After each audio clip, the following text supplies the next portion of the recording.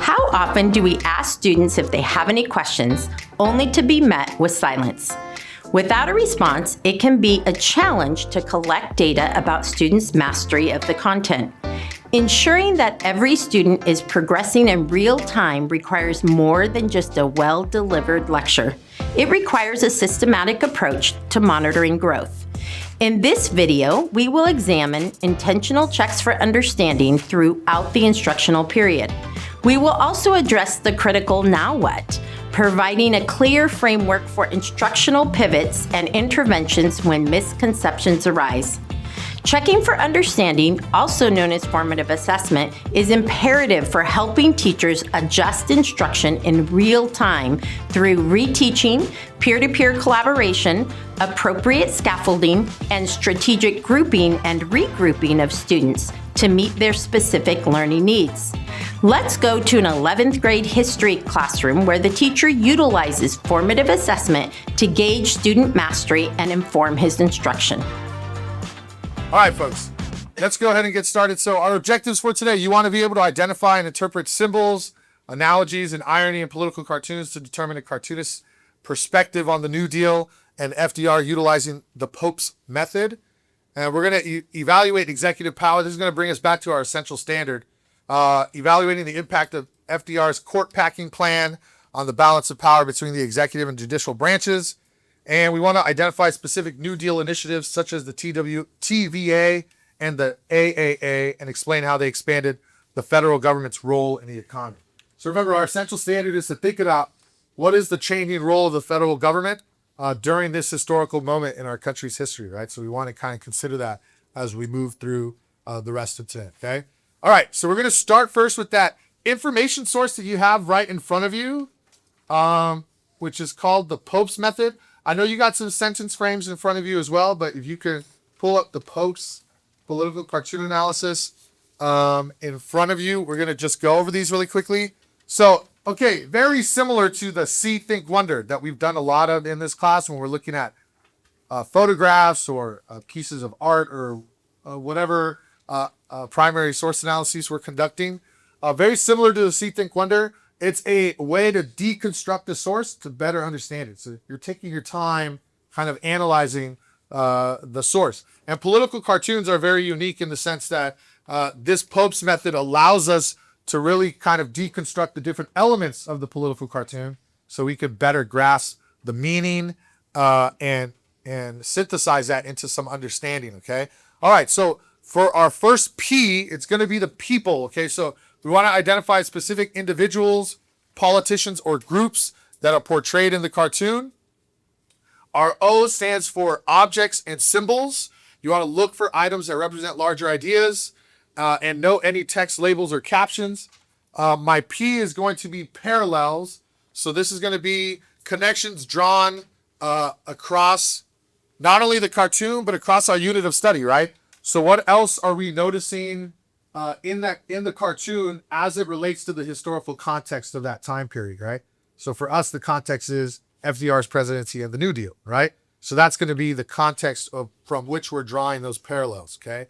And then emotions, we want to analyze the facial expressions and body language of the characters to understand the tone or feelings being conveyed. And then synthesis is going to be our last letter in the acronym. We want to combine all previous observations into a single concise sentence that explains the overall message or argument of the cartoon. Okay? All right. So, real quick, let's go ahead and check in for my first P. Could I get Lillian? What does the first P in Pope stand for? People. Yes. So we want to identify any of the people in the cartoon, right? Yes. Thank you. Leah, could you tell me what the O stands for? Objects and symbols. Objects and symbols. So these are sometimes going to be exaggerations that are intentionally placed in the cartoon, right? So yeah, objects and symbols. Thank you, Leah. And Vivi, could you tell me the second P? What does that one stand for? Parallels. And what are we looking for with regards to parallels? Yeah, absolutely. And I would say connections with the historical context from our unit of study, right? All right, absolutely. Thank you, Vivi. Grace, could you tell me what the E stands for? What are we looking for? Emotions, yeah. And honestly, for each of the letters in our acronym POPEs, we might not necessarily find all of these in each of the cartoons. But again, it's like a toolbox, right? Are you going to use every single tool in the toolbox every single time you're working on something? Not necessarily, right? So sometimes we might not use the E, or we might not use the P because there might not be any people in the cartoon, right? So that's something to consider as we move through the rest of this as well, okay? All right, and then Melissa, can you tell me the last S? What does the S stand for? Yes, okay, so we're going to synthesize the information from the cartoon, and that's where we're going to create a one-sentence summary of what we found in the other letters of the acronym, so the P, O, P, E, and then the S is going to bring it all together, okay? All right, can I get a show of hands? Give me a 1 through 3, you know what you're doing. 2 is you're kind of confused. 1, you're lost, and I'll check in with you. Can I get a show of hands really quick? 3, you know what you're doing next. 2, you're kind of, okay. Okay, perfect. I'm going to go ahead and walk around the room too as we check in. All right, let's start with the P. We're working on our own first, and then we'll check in with our teams. Your time starts now. Go. Okay, Jacob, I saw you had a 2. So you're going to fill out this organizer here according to that Pope's method that we just went over, right? But you're looking at this cartoon here. It's the same one that I have on the board as well, okay? So the first thing you want to do is we're going to identify the people, okay? So let's start there first, and then we'll be checking with the rest.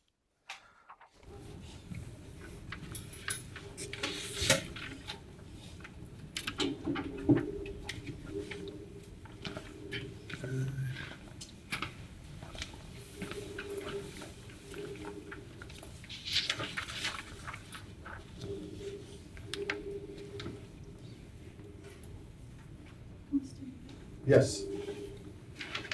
So I'm just putting what I see. Yes, absolutely. So you want to try to do that, right? That's why we're deconstructing it. So it's different from the See, Think, Wonder, and you're just like writing down BC, because there's a couple of different C's here. It's kind of similar to that. So the first one would be the people.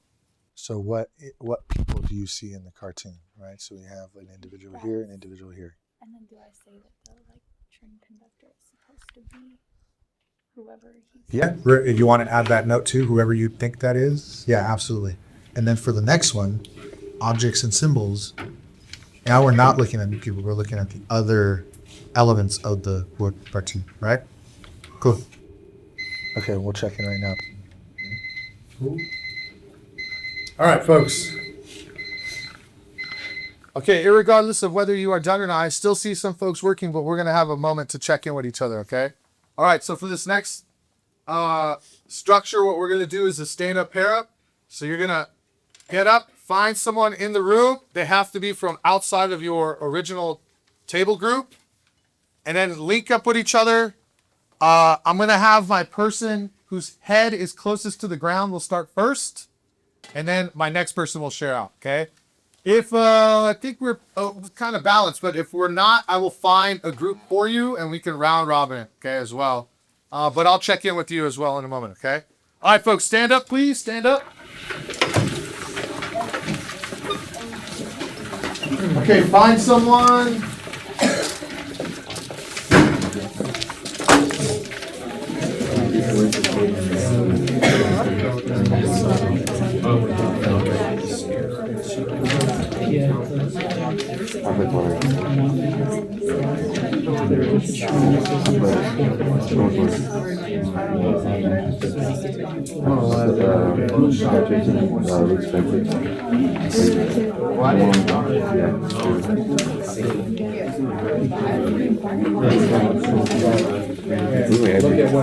Okay, folks, when you are done, go ahead and thank your partner, please, and find your seats.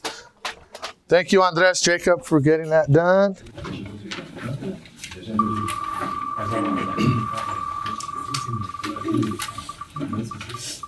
Okay, and obviously this first one we're going to do together, and then you're going to spend some time on the others. But,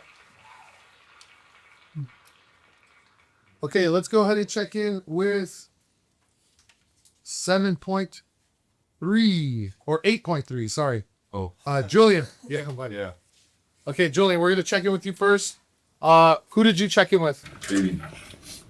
With Fabian. Okay, what did you guys talk about for the first P and popes, people? There's two different people. Okay, who are we looking at? There's a dude in the train, The dude in the train. Yes, absolutely. So we got this individual here. and there's a guy on the bottom left. The guy on the bottom left. Okay. And could we identify them? The one on the bottom left, it says that old time depressed feeling, and then the one in the train, it just says USA. Okay, so we have USA down here next, that's kind of associated with the individual in the train. And then that old time depressed feeling. So we might not necessarily be able to identify this individual, but we kind of have an idea of what the artist is trying to convey, right? Okay, how many of you agree that maybe the train is a symbol for the U.S. leaving the Great Depression with FDR as the conductor? Give me a 1 if you agree, a 2 if you're like, yeah, I don't really see that. Give me a 1 if you agree, a 2 you don't really see that. Where do we at? How many of y'all agree with that statement? Okay, yeah, I think Fabian, you're right on. Yeah, absolutely. If we think about the train as a representation of the country, right, because it's labeled USA, right? But I really like that you kind of make that connection to the Great Depression, because that historical context is extremely important for us to understand FDR's presidency and his vision, right? Because it's not like this was just coming out of nowhere. It was coming as a response to the Great Depression, right? Okay, can anybody help us out with the synthesis? Yeah, Michael? The U.S. now more confident than ever leaves their depression behind. Ooh, I love that. Yes. Okay, the U.S.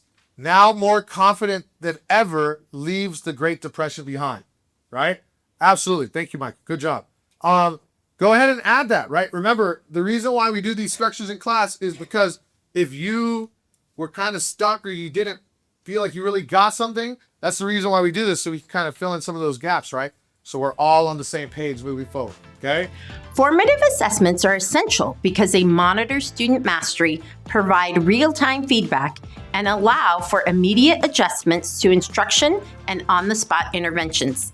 Below, you will find a resource with strategies you can use as formative assessments. What formative assessments will you try today?